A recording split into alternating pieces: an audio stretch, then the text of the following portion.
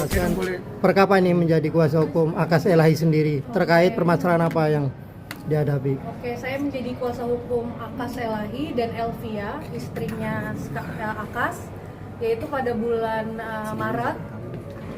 Sebenarnya Akas sendiri sudah menginformasikan ke saya dari awal tahun, namun kan beliau itu dari pernikahan yang di Pakistan dengan Elvia, mereka lanjut umroh lalu baru balik ke Indonesia. Gitu. Lalu untuk permasalahannya Kak Akas yang saya handle adalah persoalan mengenai uang 400 juta yang diduga adalah suatu penggelapan oleh saudari Feni yang dimana adalah mantan istri dari klien saya. Gitu.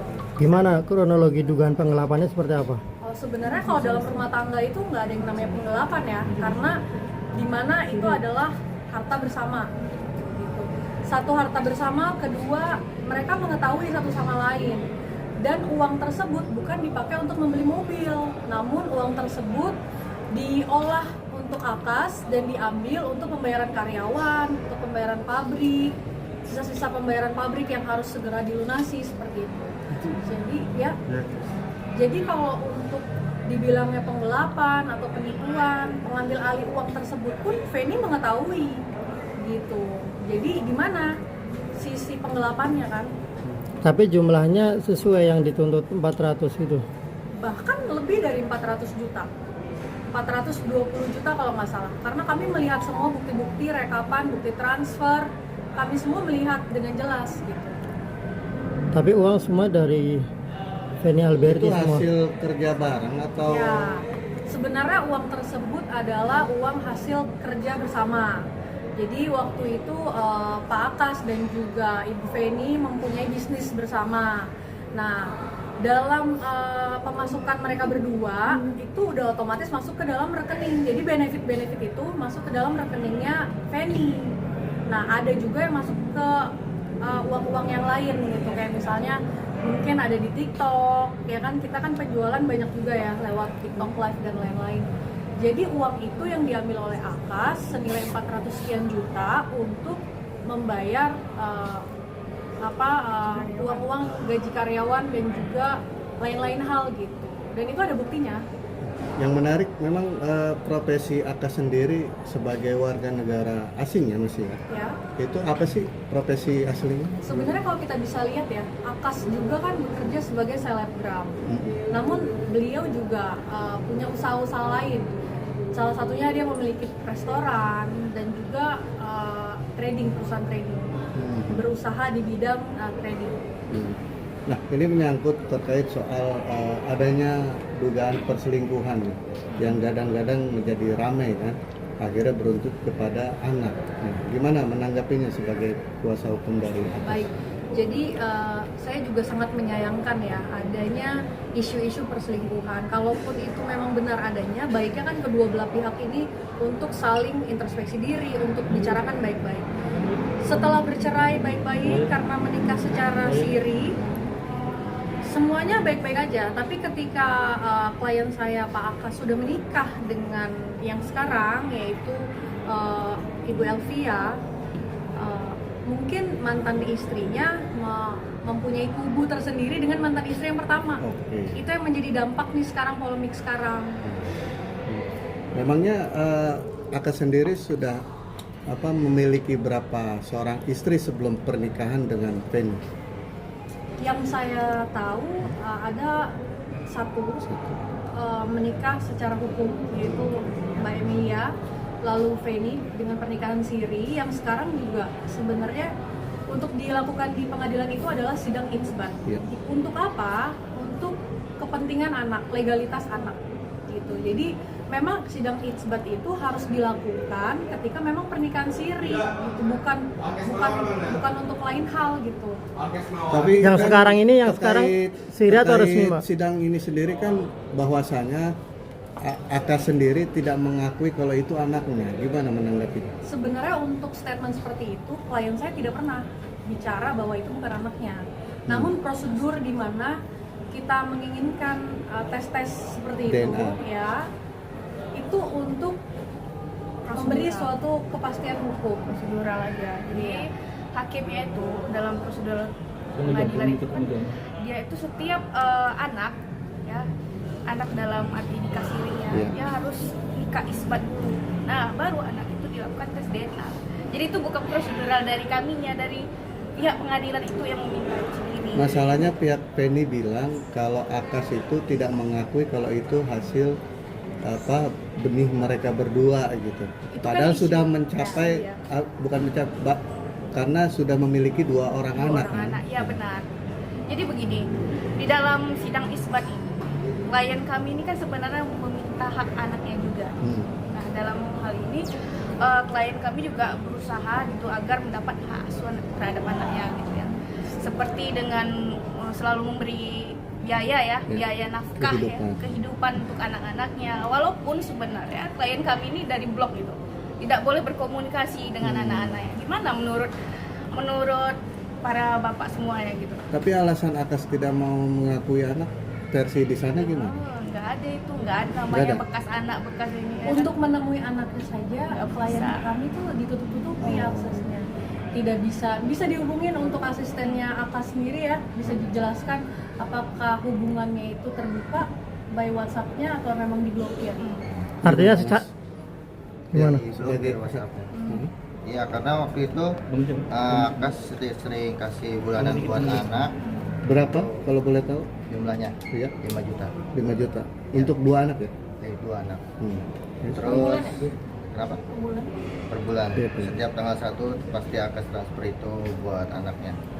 Setiap mau ketemu ya udah dilarang-larang gitu aja, nggak boleh dipertemukan. Kenapa? Oh, iya. Setiap waktu Akas mau bertemu anak itu selalu nggak boleh aja, nggak boleh dibolehin sama Penny. Nggak tahu karena apa. Yang penting Akas itu selalu kangen sama anaknya kan, namanya seorang bapak ya udah pengen ketemu anaknya, tapi pihak dari sana itu sering diperbolehkan buat bertemu karena sebabnya juga nggak tahu karena apa, mungkin dia benci atau apa. Yang penting kan harusnya ya udah seorang ibu kasihlah akses buat bapaknya ketemu, kan buat anaknya doang. Buat itunya ya udah Ya untuk bekas orang tua itu suami istri itu kan pastinya terjadi konflik itu wajar ya. Kita masih memahami lah ego masing-masing. Tapi untuk anak sendiri itu kan butuh kasih sayang kedua belah pihak. Apalagi ini orang tua. Jadi saya mohon juga untuk pengacaranya Bu Feni untuk tidak memanas-manasi hal-hal yang sepatutnya harusnya kita redam gitu. Jadi isu-isu perselingkuhan atau pengelapan, coba deh kita duduk bareng, kita ketemu agar hal yang seperti ini tuh seharusnya tidak bagus ya dijadikan konten, apalagi konten seorang pengacara yang dimana harusnya kita bisa duduk bareng nih untuk bisa memberikan win-win solution untuk klien kita masing-masing. Oke Mbak Adrina, mediasi dengan terkait hal itu ya berarti ya, kayak ibaratnya duduk bareng musyawarah lah ya bisa dibilang. Iya, karena kan selama ini aksesnya memang nggak pernah bisa ditemui, satu. Kedua, mungkin Bapak Sri Daren yang dimana adalah kuasa hukum dari Ibu Feni, kita bisa bertemu nih untuk memberikan solusi terbaik untuk klien kita, ya kan, satu sama lain, agar ini bukan menjadi bahan cercaan di dalam media sosial. Karena mau sampai kapan di sini ada 2 anak yang harus dijaga, bukan hanya untuk kepentingan diri sendiri kan. Buat apa gitu? Buat apa kita harus naik untuk mengungkap suatu masalah yang sebenarnya itu juga nggak nyata gitu, nggak fakta menurut saya. Tapi efeknya mungkin ke dalam kehidupan sehari-hari Akas gitu gara-gara isu ini tuh seperti apa sih? Pertama, Pak Akas itu tidak mau tampil sebenarnya. Jadi Pak Akas selalu diam dari awal isunya dia dibuat senegatif ini. Dia selalu diam dan dia minta tolong untuk saya baru kali ini untuk speak up. Karena apa? Sudah beberapa macam dampak, apalagi istrinya sekarang kan namanya Ibu Elvia ya, yang dimana Bu Elvia sendiri mempunyai dampak psikologi yang dimana banyak pembulian, dibilang bahwa dibeda-bedakan antara Ibu Feni dan juga Elvia, dibanding-bandingkan cantikan Feni, cantikan Elvia, karena menurut saya semua wanita kan cantik ya, dan tidak perlu masyarakat juga membanding-bandingkan istri pertama, kedua, ketiga, karena ini bukan suatu hal yang seharusnya bisa dibahas dengan baik gitu. Bu Adrina, mohon maaf, kalau yang sekarang ini berarti nikah secara resmi atau siri juga? Resmi. Oh resmi, secara negara.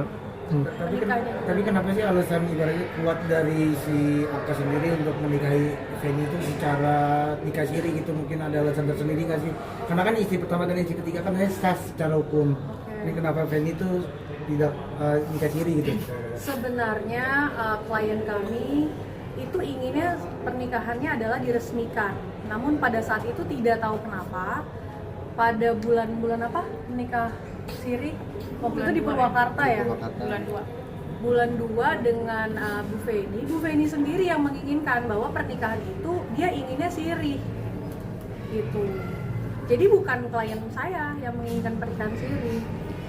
Oke, yang menarik dari pernikahan Akas dengan Mbak Feni ini terkait soal dokumen-dokumen yang dianggap itu boleh dibilang palsu atau diduga, ya. Gimana menanggapinya, Mbak? Ya sekarang kita buktikan saja secara hukum dokumen apa yang diduga palsu tersebut, sehingga ini kan sebenarnya punya dampak secara hukum ya. Jadi siapa yang berbicara itu adalah diduga palsu, silakan buktikan. Gitu ya. Jadi saya ngomong di sini bukan untuk menyerang Bapak pengacara Sri Daren, namun saya ingin memberikan win-win solution. Karena jika Pak Sri Daren memberikan konten terus-menerus setiap hari, Pak Sri Daren mempunyai klien dari Bu Emilia, Bu Feni yang diangkat seakan-akan klien kami itu adalah warga negara asing yang hanya mementingkan kepentingannya untuk menikahi warga Indonesia, itu sebenarnya salah. Gitu, Mbak. Karena itu saya di sini membela klien saya. Nah, terkait juga dokumentasi bahwasanya menghilangkan nama orang tua dari Pak Akas sendiri, gimana waktu kejadian dokumen pernikahan siri itu sendiri dengan Mbak Feni? Karena kan bahwasanya orang tua dari Pak Akas itu seolah-olah sudah meninggal padahal masih hidup. Nah, itu sebenarnya tidak benar. Tidak benar. Kalau kawan-kawan semua nih melihat vlognya ya Mas Erik ya, vlognya antara Bu Feni dengan Pak Akas dulu ketika masih bersama, bahkan orang tua Pak Akas sendiri, Kak Akas sendiri itu datang ke Indonesia menjenguk cucu-cucunya ya, merawat Feni, bahkan memijit Feni. Maksudnya tidak ada orang tua yang menginginkan anaknya itu bercerai, pasti disayangi gitu. Namun ketika memang sudah ada perpisahan, ya orang tua Pak Akas sendiri juga inginnya baik-baik aja gitu.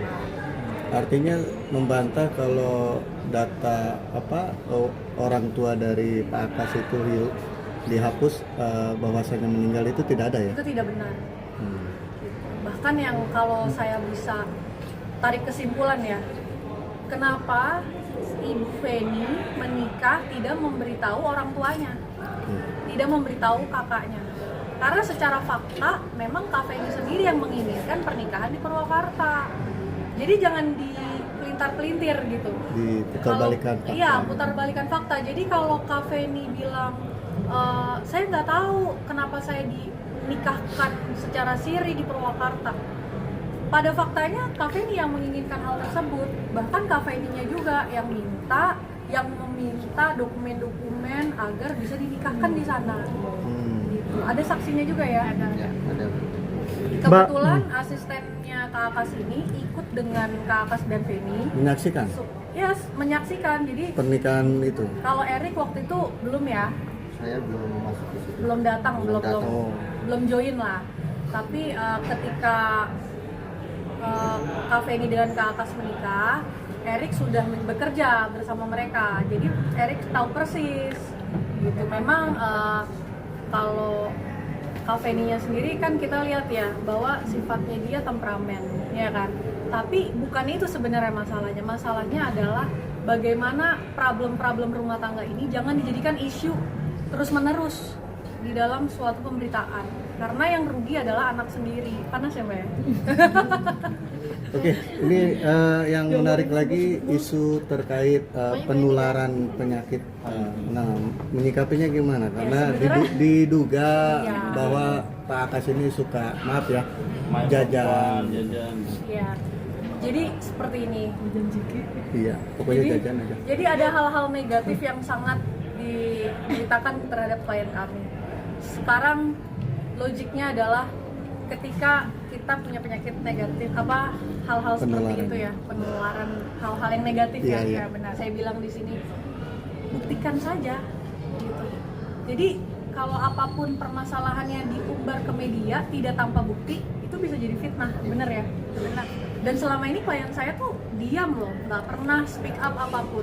Baru kali ini meminta saya sebagai hukumnya, saya dengan Bu Putri, untuk speak up. Karena apa? Ini sudah mempunyai dampak tidak hanya ke beberapa brand-brand yang cancel, hal ini juga mempunyai dampak psikologi terhadap istrinya Akas yang sekarang, yaitu Elvia.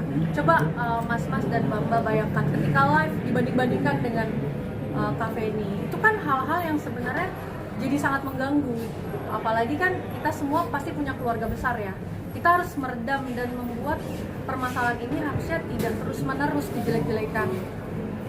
Oke, agenda selanjutnya nanti di Pengadilan Agama Jakarta Pusat itu apa?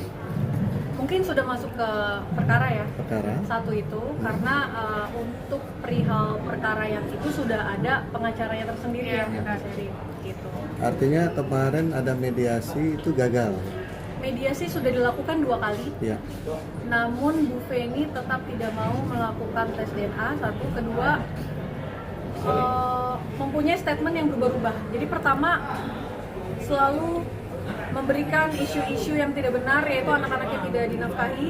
Tapi pada faktanya isbat nikah itu untuk melegalkan kedua Status anak anak. mereka, status anak mereka. Itu kan hal yang sangat penting ya. Kenapa? Alasannya kenapa seorang ibu tidak ingin melegalkan status anaknya? Itu kan menjadi pertanyaan sebenarnya. Karena mungkin ya, kemarin sempat bilang karena sudah sakit hati. Sekarang kita Karena kesampingkan anaknya sakit tidak hatinya, diakui gitu. tidak ada yang tidak mengakui anak, namun prosedur DNA itu memang harus gitu. Karena Pengadilan itu sendiri. iya, dan juga sebenarnya tidak ada yang dirugikan kan dari beberapa proses-proses yang sudah dilakukan oleh Akas gitu. Nafkah masih dinafkahi sampai detik ini. Jadi sudahlah, stop menggiring-giring opini hal-hal yang tidak baik gitu.